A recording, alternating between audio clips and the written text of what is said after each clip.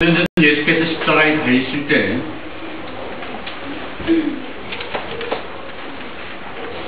십자가 위에서 예수님이 여러분 얼굴을 기억하시고 바라보실 수 있으셨겠습니까? 예수님이 죽으시고 부활하신 지는 2000년이 지났습니다. 그리고 우리는 한 번도 예수님의 얼굴을 직접 보거나 십자가의 사건을 눈으로 경험한 적은 한 번도 없습니다. 그러나 우리가 십자가에 못 박힌 예수 그리스도를 직접 눈으로 확인하지 않으면 불가능한 것이지만, 영적으로나 우리의 인격적으로 확인하지 않으면 그 십자가의 은혜를 우리 몸속에 완전히 담을 수 없게 됩니다. 저는 개인적으로 확신합니다. 예수께서 십자가에 죽으실 때 분명히 저 인간 사람 박제의 일을 보시고 기억하시고 저의 영혼을 위해서 십자가에 죽으셨다는 것을 믿습니다. 네. 스가랴 9장 9절 17절의 말씀은 예수님이 종려주일날 예루살렘 성에 들어가실 것을 아주 정확하게 예언한 그런 구약의 말씀입니다. 이스라엘 사람들에게 예수님이 예루살렘 성으로 어떻게 들어오실 것인가를 분명히 예언한 구약의 말씀입니다.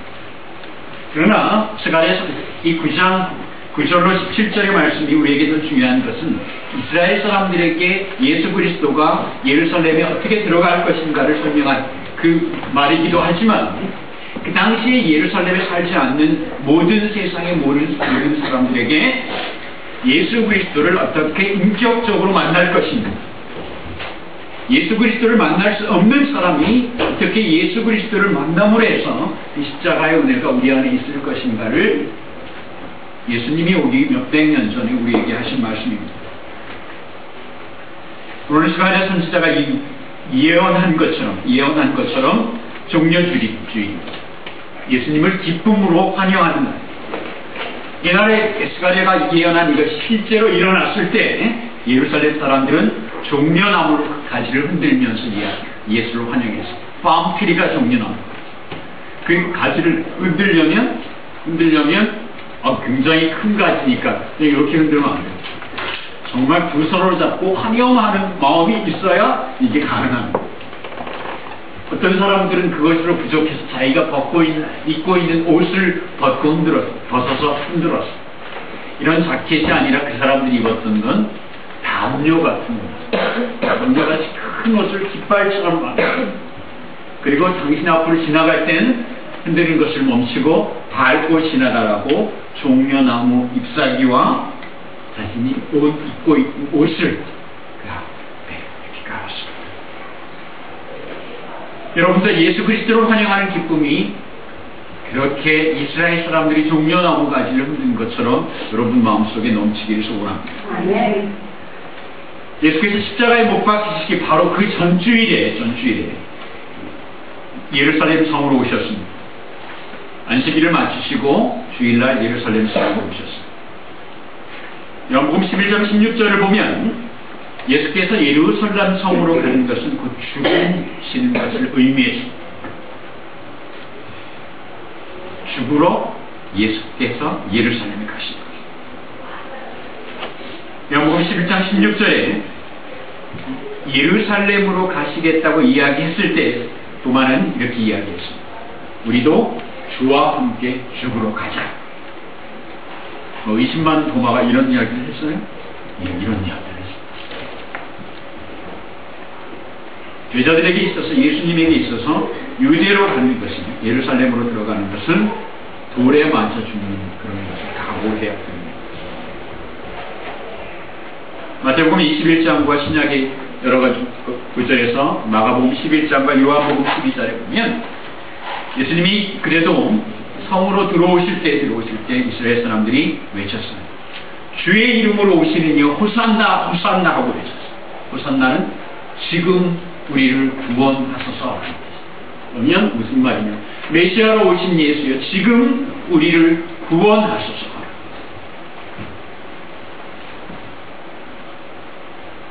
구약 성경은 예수 그리스도의 오심을 많은 곳에서 예언했습니다. 예언한 이유가 예수님은 어느 날 갑자기 그냥 한 사람으로 어느 날 이렇게 와서 이분이 우리를 구원할 분인지 못할 분인지 모를 뿐더러 또 하나는 가짜들을 구별하기 위해서 그 중에 하나가 오늘 나귀를 타고 오시는 왕이라고 하셨어요. 왕은 대접을 받아야 하죠. 나귀를 탄 왕은 대접 중에서도 가장 시원찮은 대접. 왕으로 오시기 때문에 무엇인가 대접받는 것을 표현해야 하지만 겸손히요 대접받지 않는 최악의 대접, 그것이 나귀를 똥키를 타는 것. 그 또 하나는 이것은 예언의 안전장치. 우리가 나중에 볼 말씀들은 좀 애매한 것이 믿지 않으면 받아들일 수 없는 것. 그러나 나귀를 타고 오신다는 것은 확인할 수 있는 것. 내가 여러분을 사랑하는지, 제가 하나님 우리를 사랑하는지, 어떤 분들은 하나님의 사랑을 느낄 수 있고 어떤 분들은 하나님의 사랑을 느낄 수 없습니다. 하나님의 사랑을 느낄 수 있는 분들은 하나님이 나를 사랑한다는 걸 그걸 사실이에요. 그러나 하나님의 사랑을 경험할 수 없는 분은 하나님이 나를 사랑하는 거 거짓말이에요. 그러나 눈으로 볼 수 있는 것, 나귀를 타고 오시는 것은 누구든지 확인할 수 있는 것. 그리고 그때에만 자연스럽게 가능해야. 만약에 예수께서 지금 오셔서 구약에 나귀를 타고 들어가야 되는 사람은 나귀를 갖고 오거라. 자동차를 지금 타는 이 시절에 억지로 나귀를 타는 것은 어울리지 않아요. 그렇죠?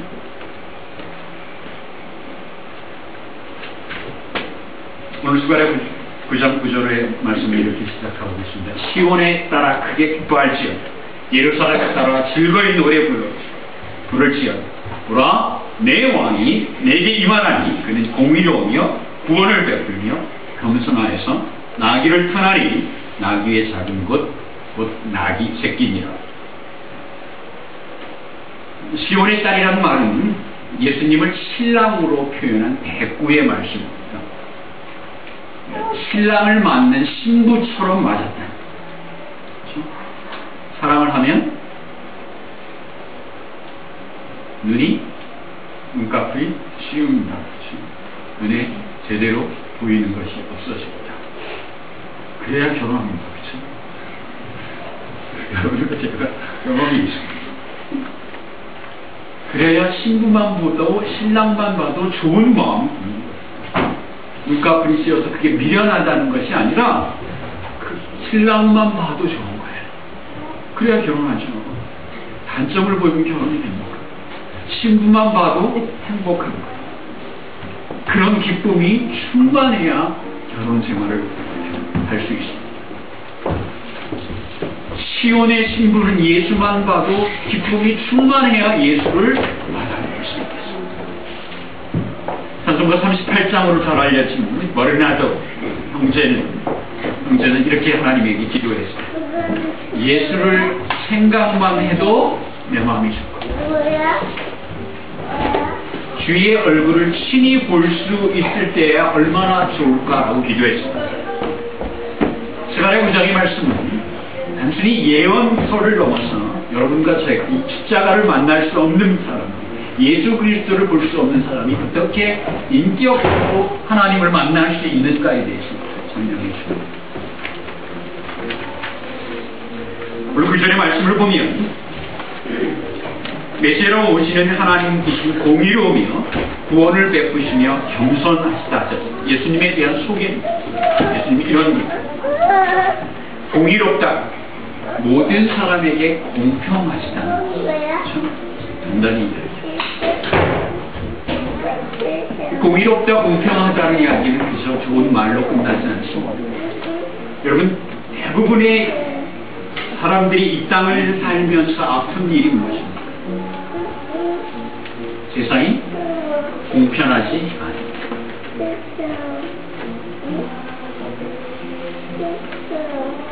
내가 다른 사람에게 공평하게 대접받지 못했습니다. 내가 힘이 없어서 무시를 당했습니다. 내가 약해서 하고 싶은 얘기 못하고 살았습니다. 내가 억울하지만 하고 싶은 이야기 있지. 내가 능력이 없지만 우리 부모님의 능력이 적어서 내가 하고 싶은 일을 하지 못했어. 우리의 아픔의 대부분 99%의 것들은 이 세상이 공평하지 않기 때문에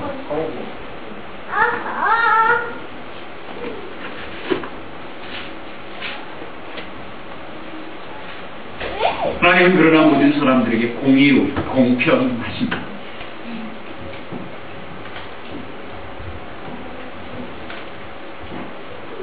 여러분,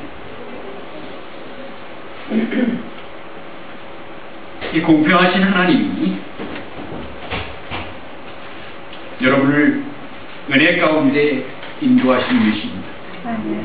그러나 그 공평하신 하나님의 은혜를 느끼려면 여러분들 제가 분명히 공평하신 하나님의 사랑이 어떤 것인지를 알고 기다려야 합니다. 종료주일에 하나님의 말씀을 전하는 이는 굉장히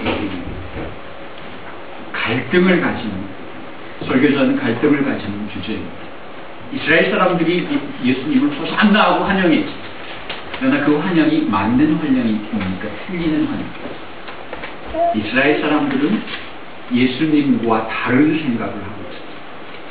그 다른 생각을 하고 있는 이벤트를 어떻게 은혜롭게 전해야 합니까? 그 내일부터는 우리가 고난절의 기간을 가지고 있습니다. 이 공평하신 이 좋은 의미가 우리에게 어떻게 이 호산나의 날과 고난의 날에 하나님이 주시는 말씀인가, 여기에 기가 있습니다. 여러분이 하나님이 여러분에게 공평 이상의 은혜를 허락하실 때 어떻게 하시겠습니까? 공평하지 않아서 힘들었죠. 그래서 공평해지기를 원하는 것이 아니라 그 이상의 은혜를 여러분과 저는 원합니다. 그럼 여러분과 제가 공평 이상의 은혜를 받았을 때 어떻게 할 것인가? 그것이 준비되어야 공평하신 하나님의 은혜를 이해할 수 있게 됩니다. 두 가지 말씀을 드리려고 합니다. 첫 번째는 화분에, 집마다 화분에 온갖 정성을 다 썼습니다. 특별히 그 안에다 들여놓는 식물들은 비싼 거예요. 그렇죠? 그 화분 안에 무엇이 있습니까? 구멍이죠. 화분 안에 구멍이 없으면 아무리 비싸고 아무리 좋은 식물이라 할지라도 썩어 죽습니다. 식물을 살리기 위해서 붓는 물이 밑으로 빠질 수 있어야 그 식물이 살 수 있습니다. 두 번째 이야기는 여러분 이야기를 해드리려고 합니다. 우리는 따로따로 배우죠. 학교에서는 세상 역사에 대해서 배웁니다. 교회에서는 신앙에 대해서 배웁니다. 사실은 이것이 두 개로 합쳐야 온전히 하나님이 이 땅에서 하시는 일들을 우리가 이해할 수 있게 됩니다. 학교에서는 신앙을 빼고 반만 배우고 교회에서는 세상법과 상관없이 그냥 신앙에 대해서만 하기 때문에 어떻게 하나님이 실제로 우리 세상에 역사하는 것을 우리가 놓치게 됩니다. 영국은 인류 역사상 몇 되지 않는 굉장히 가난한 나라였어요. 그럼에도 불구하고 몇 되지 않는 굉장히 강한 나라였어요. 200년 동안 영국은 해가 지지 않는다. 전 세계 모든 곳에 영국의 식민지가 있어서 영국이 밤이면 반대편 호주나 캐나다의 영국 깃발이 흔들리죠. 영국은 전 세계를 200년 동안 지배했습니다. 얼마나 그게 쉽지 않은 일인가를 보면 미국을 보면 그렇죠? 미국 100년 우리가 많은 미국 사람들 올라와요. 영국이라고 알고 있는 나라는 한 나라가 아닙니다. 지금 영국에 있는 나라도, 영국에 있는 유나이티드 킹덤 그 나라도 세 개의 원래 나라와 한 개의 식민지가 합친 나라예요. 북쪽의 스코틀랜드, 런던으로 알고 있는 잉글랜드, 그리고 서쪽 지방의 웨일즈. 이게 한 나라가 아닙니다. 사람도 다른 사람, 스코틀랜드 사람들은 북쪽에서 건너온 사람들이고, 잉글랜드 사람들은 스페인, 영국에서 올라간 사람. 웨일즈 사람은 딴 사람이고, 거기에 북아일랜드 식민지가 지금도. 영화 브레이브 하트, 영화 스코틀랜드 사람과 잉글랜드 사람들이 얼마나 죽도록 싸웠는가를 보여줍니다. 그 나라가 어떻게 한 나라가 돼요. 그래서 밖으로 단결되게 갈 수 있었습니다. 여러분, 크로멜이라는 영국의 혁명가를, 시민혁명가를 기억하실 겁니다. 역사로선 시민혁명가라고 하지만 성경에서 보면 장로입니다. 시골교회 장로입니다. 웨스트민스터 컨페션, 그러면 교회에 있는 신앙이겠죠. 그리고 어떤 사람들은 영국에는 법으로 손으로 글자로 쓰여진 법이 없다고. 영국에 글자로 쓰여진 법이 없다. 맞는 말이기도 하지만 동시에 거짓말이기도 합니다. 영국의 최초의 법은 여러분과 제가 성경 공부를 하는 웨스트민스터 신앙 고백서입니다. 이것이 신앙 고백뿐만 아니라 이 나라를 어떻게 끌고 가야 하는 고백, 그래서 법이라고 하지 않습니다. 웨스트민스터 신앙 고백은 성경 다음에 있는 영국의 최고 권위의 법입니다. 신앙이 없는 사람들에게 그것을 법으로 받아들일 수가 없는 거예요. 그럼 교리 공부지 세상 법이 아니에요. 신앙이 없는 사람들에게 그것은 법으로 인정되지 않습니다. 그러나 영국에서는 분명히 그것은 법입니다. 웨스트민스터 신앙 고백을 이루기 위해 스코틀랜드와 웨일즈와 잉글랜드는 엄청나게 싸웁니다. 수십 명, 수천 명의 사람이 죽어갑니다. 그 나라를 하나로 묶은 법이 정신이 웨스트민스터 신앙 고백서입니다. 웨일즈와 잉글랜드와 스코틀랜드가 유나이티드 킹덤 한 나라가 될 수 있도록 묶은 것이 웨스트민스터 신앙 고백서. 그러므로 해서 영국이 왕이 되기 시작, 왕국, 하나님의 은혜 가운데 살 수 있게 됩니다. 두 번째는 제가 좀 강의처럼 이렇게 조금 말씀을 드리는데, 그래도 조금만 더 들어주십시오. 두 번째는 영국이 200년 동안 가장 강화가 될 수 있었던 이유는 돈을 많이 벌었기 때문에. 언제부터 돈을 벌었어요?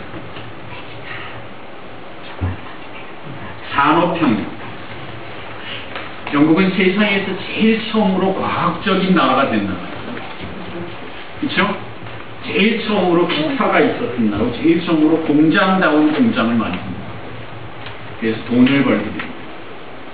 다른 나라에 그 물건을 팔게 되고 그 물건으로 군대를 만들어서 이 땅을 지배하게 됩니다. 다른 나라를 보면 영국은 굉장히 발전한 나라로 되는데 영국 내에서는 문제가 생기기 시작합니다.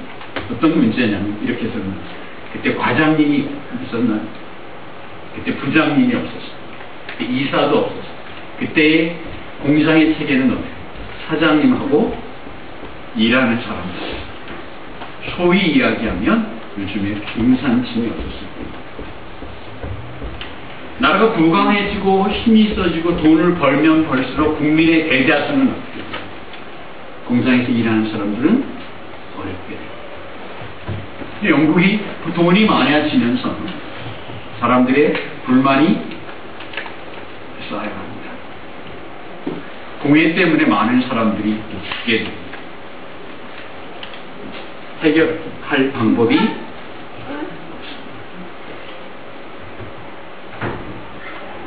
그때 옥스퍼드 대학 한 구석에서 구석방에서 5명의 사람들이 기도하기 시작합니다. 감리교의 시작인 웨슬리의 시작. 그 시작이 장로교였으면 좋겠는데 감리교와 지금 침례교가 있어요. 장로교는 스코틀랜드 헤리테이지를 영국 북쪽에 있는 교회 헤리테이지를 갖고 있고 우선을 갖고 있고 잉글랜드의 헤리테이지를 갖고 있는 남쪽 런던 지역의 헤리테이지를 갖고 있는 지역이 감리교와 침례교 이런 거죠. 그들이 하나님의 성령 가운데 임했을 때 영국이 변하게 됩니다. 이제까지 교회에서는 교회 내의 성령 운동만 이야기했지만 그 교회 내에서 하나님 앞에 회개하고 하나님의 은혜를 받은 사람들이 변하기 시작합니다. 하나님이 자기에게 주신 화분에 담아준 물이 공평해야 하는 하나님의 은혜라는 것을 알고 그때부터 세계 최초로 영국 리더들은 옥스퍼드 출신들, 케임브리지 출신들은 중산층이 무엇인가를 생각하게 됩니다. 외국에서 벌어온 돈을 나누게 됩니다. 세계 최초로 중산층이 형성됩니다. 그 건강한 중산층 때문에 영국은 200년 동안 세계를 다스릴 수 있게 됩니다. 우리는 공평하신 하나님의 은혜를 구합니다. 하나님이 나를 다른 사람과 보다 힘이 없지만 인간적으로 보면 나는 부족하지만 하나님이 내가 부족한 나도 똑같이 하나님의 은혜를 입기로 합니다.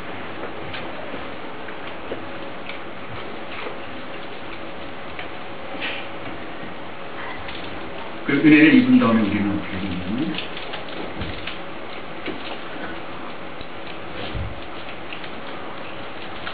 10절의 말씀을 드립니다. 내가 에브라함의 경고와 예루살렘의 말을 끊겠고 전쟁하는 활도 끌으니 그가 이방 사람에게 화평을 전할 것이요 그의 정권은 바다에서 바다까지 있고 유브라데 강에서 땅끝까지 이르리라.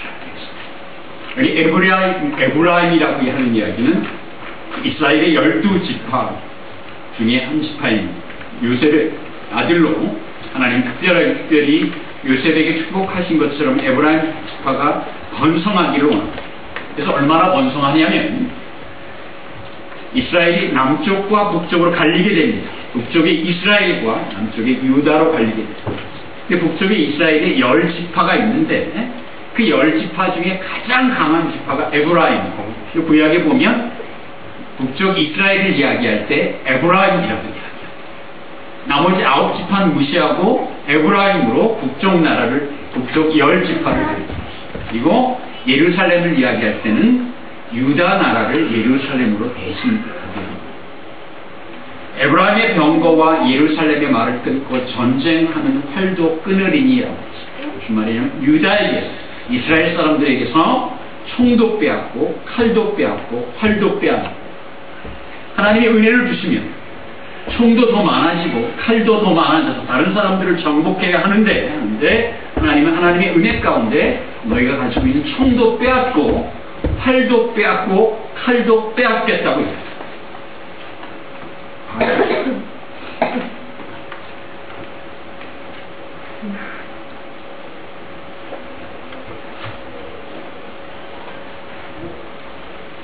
12절의 말씀을 먼저 봅니다. 소망을 품은 자들아 너희는 고장으로 돌아오시니 내가 오늘날 너희에게 이르리라 내가 배나 내게 갚을 것이라. 하나님의 은혜를 입으면 이스라엘 사람들은 이렇게 생각했습니다. 여러분과 저는 이렇게 생각합니다. 저 사람을 배나 혼내주기로 합니다. 그렇죠? 나를 억울한 사람을 배나 혼내주기로 합니다. 그게 여러분에게 칠속이 있습니다. 실속? 마음은 통쾌할지 모르지만 실속? 없습니다. 하나님이 12절 끝에서 내가 배나 내게 갚아줄 것이다. 배나 원수로 갚아주는 것이 아니라 내가 너희에게 배나 은혜로 갚아줄 것이다. 11절 처음은 소망을 품은 갇혔던 자들아 라고 이야기했습니다. 소망을 품었으나 갇혔던 자, 비전이 있으나 능력이 없어서 어떻게 할 수 없던 사람, 희망, 정말 내가 하고 싶은 것은 믿음은 있었으나 포기하지 않고 있었으나 능력이 부족하고 세상이 불공평해서 어떻게 할 수 없었던 사람, 믿음은 가졌으나 고난 중에 절망하고 있는 사람, 그 사람들에게 주시는 하나님의 말씀입니다. 너희는 보장으로 돌아올지니라고 12절에서 이야기했습니다. 보장하면 어려운데 개혁본 성경에는 이것을 이제 요새로 돌아오라라고 이야기했습니다. 공평하지 않은 세상에서 죄 속에서 아파하는 사람들, 그러나 그 가운데 믿음과 소망을 잃지 않는 사람들, 이제는 나의 요새로 돌아오라라고 이야기합니다. 이 요새는 시편 18편 2절에서 여호와는 나의 반석이시오 나의 요새시오라고 고백한 다윗의 신앙 고백으로부터 옵니다. 죄 속에서도 믿음을 잃지 않는 사람, 그 사람들이 소망을 품은 사람, 세상이 어려워서 아무것도 할 수 없는 것 같지만 절망 속에 있지만 그래도 하나님을 향한 믿음을 저버리지 않는 사람들이 소망을 품은 갇혔던 사람들이 됩니다. 그 갇혔던 사람들의 요새로 하나님 앞에 돌아오기로 합니다. 여러분, 우리가 믿음을 가지고 있다가도 어려움을 당하면 하나님께로 돌아갑니다. 대부분은, 여러분은 하나님께로 돌아갈 수 있습니다. 대부분은 포기합니다. 나는 안 돼. 그렇죠?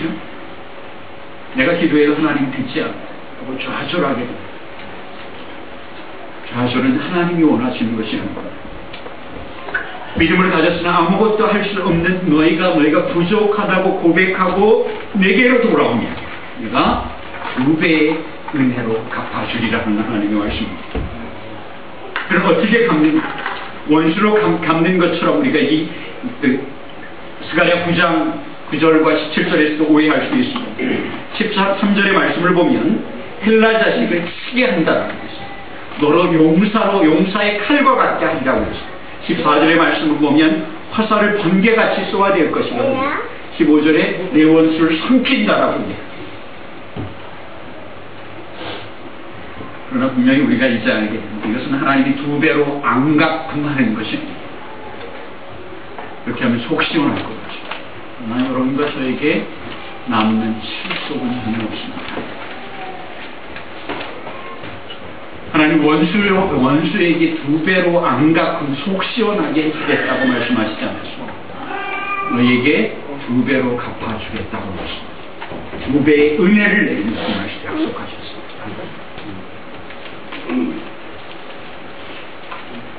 다시 10절의 말씀으로 돌아갑니다. 내가 에브라임의 병거와 예루살렘의 말을 끊겠고 전쟁하는 활도 끊으리니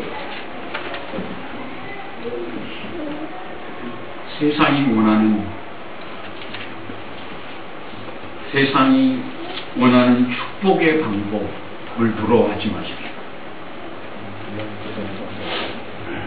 여러분이 그 축복의 방법을 하시면 또 다른 사람을 아프게 할 수밖에 없습니다. 왜? 우리 안에 죄가 있습니다. 앙각품하고 싶은 마음이 있습니다. 이스라엘 사람들이 예수께서 예루살렘으로 오실 때 환영하신 이유가 있었습니다. 죽으러 오신 것을 알았다면 그 사람들이 환영하지 않았습니다. 사복음서의 말씀을 보면 예수께서 말씀을 전할 때 수천 명의 사람들이 모여들었습니다. 보리떡을 떼고 보리떡 5덩이와 물고기 2마리로 5,000명을 먹였을 때 사람들은 기대했습니다. 이분이 우리를 구원하실 것이다. 어떻게? 영적으로? 이런 놀라운 기적을 하시는 분이라면 로마도 물리치고 이 땅에 다윗이 건설한 우리가 소망하는 다윗 왕보다도 더 아름답고 큰 나라를 이 사람은 만들 수 있습니다. 나는 기대해요. 사람들이 수천 명씩 몰려들 때 예수께서는 하늘의 말씀을 전하고 그리고 언제든지 그들을 떠나셨다라고 이야기합니다. 왜 떠나셨어요? 오해하지 않고 그들이 원하는 것을 줄 수 없기 때문에. 그러나 예루살렘 사람들은 예수께서 예루살렘에 오실 때 잘못 이해하고 있었어요. 왜냐하면 십자가의 은혜를 이해할 수 없으니까. 십자가의 부활을 경험한 적이 없으니까. 그것을 생각지도 않고 예루살렘 사람들은 이제 생각했어요. 야, 예수가 이제 결심했나 보다. 마음을 고쳐먹고 이제 싸우기로 작정했나 보다라고. 보통 사람들의 마음속에서는 그렇게밖에 이해할 수가 없습니다. 어떻게 십자가의 사랑을 우리가 정말 하나님의 은혜 가운데 영적으로 나의 것으로 경험하지 않은 것을 이해할 수 있을까?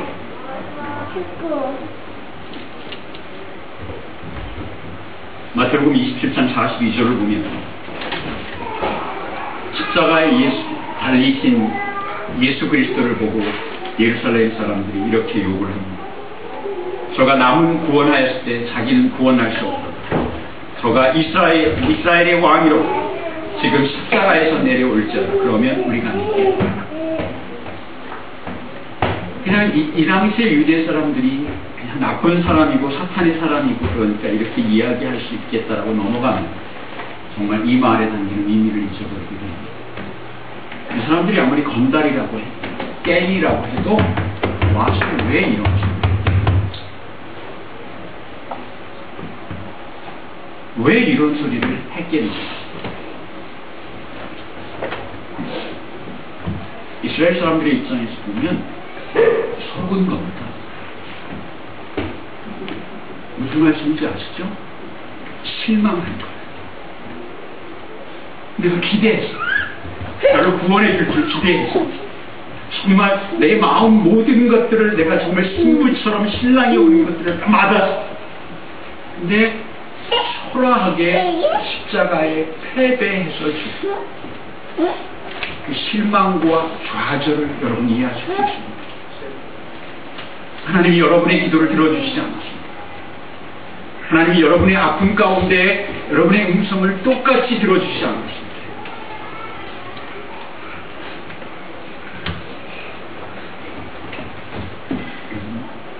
예수에 대한 애심.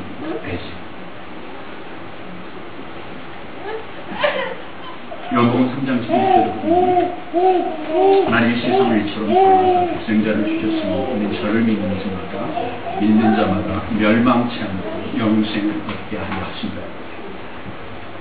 그리스도를 구주로 고백한 우리에게는 이 구절이 얼마나 사랑이 넘치는 구절인가. 하나님이 나를 얼마나 사랑하는가. 그 구절을 통해서 정말 기쁘게 눈물을 흘리면서 고백할 수 있습니다. 그러나 여러분, 어떤 이유가 됐든지 예수 그리스도를 구주로 고백할 수 없는 사람에게 하나님의 사랑을 찾을 수 있습니까? 없습니다. 예수는 사랑인가요? 나쁜 사람입니다.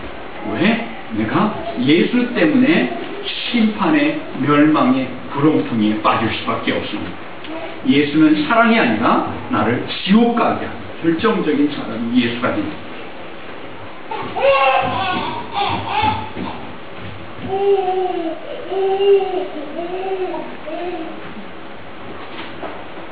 하나님을 오해하지 마십시오.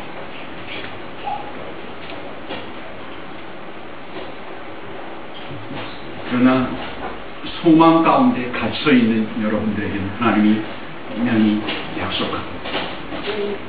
여러분이 할 수 없는 고난 가운데도 믿음을 버리지 않는 분들에게는 16절과 17절의 말씀을 오늘 특별히 하나님이 여러분에게 주시기 원합니다. 16절에 이날에 그들의 하나님 여호와께서 그들을 자기 백성의 양떼같이 구원하시니 그들이 면류관의 보석같이 여호와의 땅에 빛나리로다. 여호와의 땅, 하나님의 땅에 빛나리로다.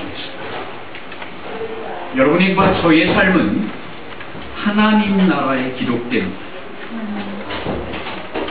여러분의 아픔은 여러분의 선함, 여러분의 고난, 여러분의 땀 흘린 것, 심지어는 여러분과 제가 지은 죄까지도 고스란히 거울처럼 하나님 나라에 반짝반짝 있게 됩니다. 그러나 감사하게도 십자가의 은혜 때문에 히브리서 8장과 10절의 말씀을 보면 우리가 우리의 죄를 눈물로 고백하면 저희 죄를 다시 기억하지 않는다 하셨습니다.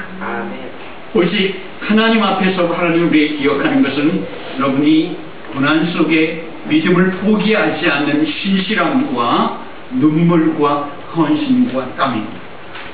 이것을 성경은 하늘에 쌓는 보화라고 했습니다. 하늘에 다이아몬드가 여러분 그 값어치를 발견할 수 있습니다.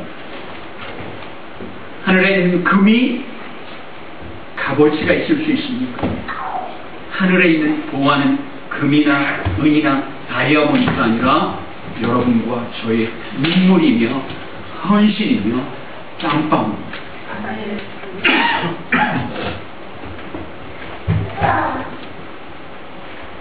그러나 그 은혜는 영적인 것으로 끝나지 않습니다.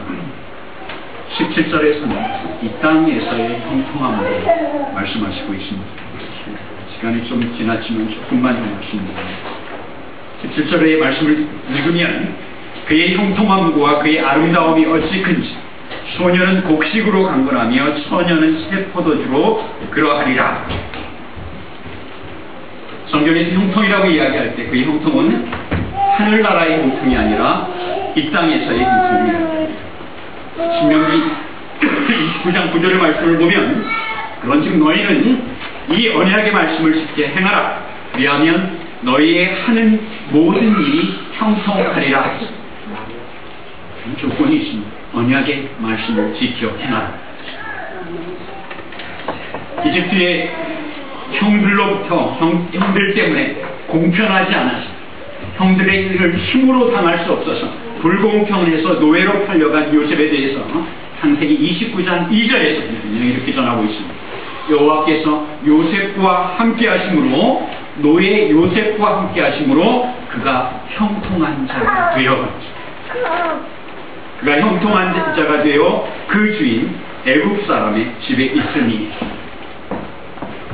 나중에 총리가 됩니다.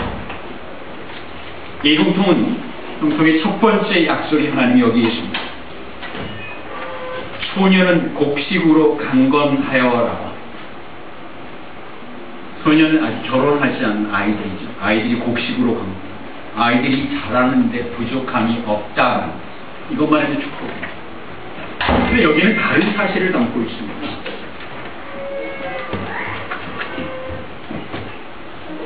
부모는 고생해야 한다. 부모는 고생해야 한다. 어떤 고생? 물질의 고생이 아니라 특별히 신앙의 첫 제너레이션, 그 가정에서 처음 예수를 믿는 사람, 이때까지 사는 사고방식이 성경적이 아닙니다. 하나님이 원하는 대로 살자. 그러나 그 삶을, 죄로 물든 삶을 성경이 원하는 대로 삶을 사는 것이 굉장히 어렵습니다. 우리 아이들은 죄가 어떻게 됩니까? 박 목사가 하는 것을 보고 그 죄가 고스란히 아이들에게 우리가 그리스도 안에서 고난을 감수할 때 그 죄의 스팟을 끄는 여러분이 여러분 죄의 스팟을 끊지 않고는 지난주에 드린 말씀대로 우리의 자녀들이 똑같은 죄의 범죄함을 똑같이 따라가게 됩니다. 아는데 받아들이고 우리가 행하기가 싫은 부분입니다. 소망을 가진 고난 속에 있는 자야. 기억하시고 여러분이 우리가 가지고 있는 똑같은 고민들과 죄의 특성들이 똑같이 전해지기를 원한다면 그것은 온전한 그리스도인이라고 할 수 없습니다. 얼마나 고통이 있어야 합니다. 십자가를 지는 것 같은 고통입니다.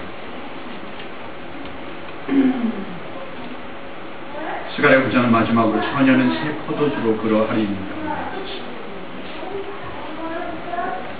아마 이것을 간단히 설명드리면 요한복음 15장 5절의 말씀을 설명드리고 싶습니다. 처녀는 성 시온의 딸들처럼 예수 그리스도를 신랑으로 대구의 똑같은 표현입니다.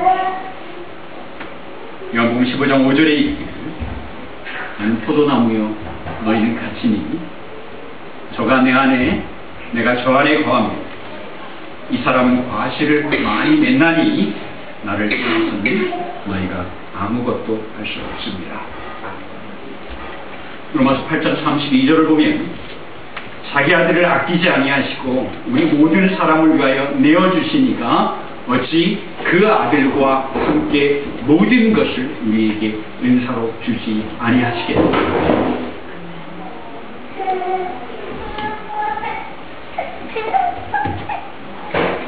그래서 십자가 못 박히기 전 종려주의 현대 그 기독 2000년들뿐만이 아니고 현대 기독교인의 모습을 그대로 보여주고 있습니다. 겉으로는 예수로는 속으로는 예수를 따를 수 없습니다. 우리가 우리를 구원할 수 있습니다. 그것이 이 땅에서는 물질적인 것이든 아니면 영혼의 것이든 둘 다 마찬가지입니다. 우리의 짧지 않은 20년, 30년, 40년, 50년의 삶을 여러분이 돌아보시기로 이 세상에 사는 것조차 어느 날 우연이 된 거예요. 그렇죠? 우연이 아니라 하나님이 돌보신 가운데 그 고비를 지날 수 있었어요. 우리가 할 수 있으면 할 수 있는 것처럼 보입니다. 그러나 그것이 유혹인 것을 우리가 분명히 합니다. 우리가 할 수 없음을 고백하는 것이 예수 그리스도를 우리 안에 영접하는 것입니다. 이스라엘 사람들이 내가 구원할 수 있으면 스스로 문제들을 해결할 수 있으면 호산나라고 부르지 않았습니다. 내가 할 수 없기 때문에 주여 나를 구원하소서라고 서 있습니다. 우리가 할 수 없습니다. 하나님, 난 능력이 없습니다. 주여 나를 구원하소서 고백할 때 십자가에 죽고 부활하신 은혜가 우리 삶을 이끌게 됩니다. 두려워하시는 것입니다. 여러분의 삶이 형통할 수 있습니다.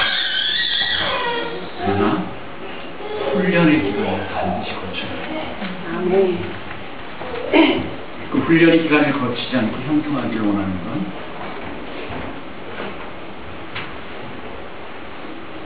훈련 없이 전쟁에 나가서 싸우는 것과 같습니다. 우리의 영혼과 우리의 육체가 분명히 우리를 만드신 하나님의 손에 있습니다. 여러분과 제가 호산나 종려주일 예수님을 만나는 날 정말 믿음으로 하나님을 받아들이는 은혜가 여러분에게 있기를 소원합니다. 기도하시다. 하나님, 우리가 그리스도 안에서 하나님을 소원하고 하나님을 찬양하게 하나님을 영접하기를 원합니다. 하나님, 호산나의 은혜가 우리 안에 있기를 소원합니다. 하나님, 그 은혜가 지금 무릎 꿇고 하나님 앞에 기도드리는 사랑하는 믿음의 식구들 한 분 한 분의 영혼과 삶과 고난과 고통 가운데 함께 했음을 믿습니다. 이 교회 또한 호산나의 은혜가 십자가 위에 바르게 세워줄 수 있음을 믿고 우리 주 예수 그리스도의 이름으로 기도드리겠습니다.